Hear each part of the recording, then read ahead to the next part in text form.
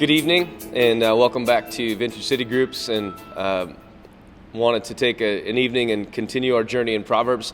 Last session, Pastor Ben taught out of chapter 10, verse 19. It says, "Don't talk too much, for it fosters sin. Be sensible and turn off the flow." I'm sure you were convicted by that passage, as am I always. My tendency, my nature is probably to talk more than I should, and in my life, I've definitely learned that when I'm willing to take the time to just let the wisdom of God pool inside my mind and then release an exact statement of what needs to be said, man, it's always so much more successful. So I wanted to jump in on verse 20 and 21 because they kind of move off of this idea and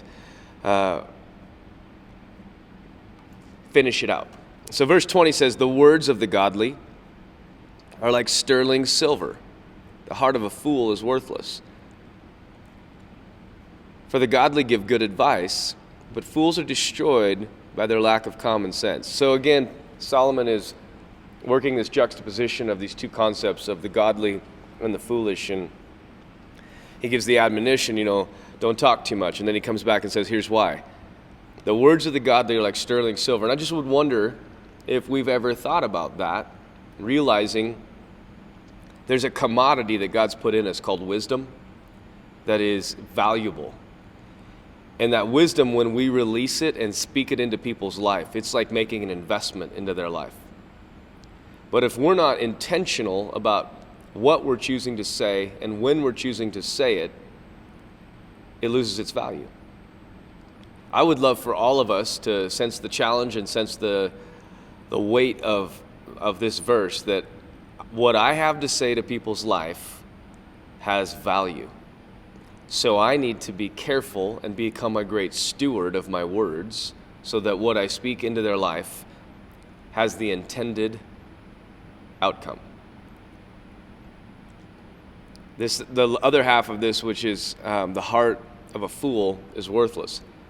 Here's what I really think that says.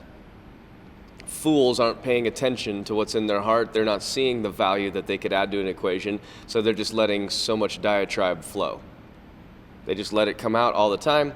They're just talking. They don't really think about the intentionality. And I would love to call us as a body to this really important idea. We can advise each other with godly counsel that carries life-altering ability. That should be our aim in every conversation. Not just to talk, but to hear God and release the wisdom of heaven into people's lives. Because the godly give good advice. I wonder if we've ever thought about the reality of this verse. If the godly give good advice, then bad advice doesn't come from the godly.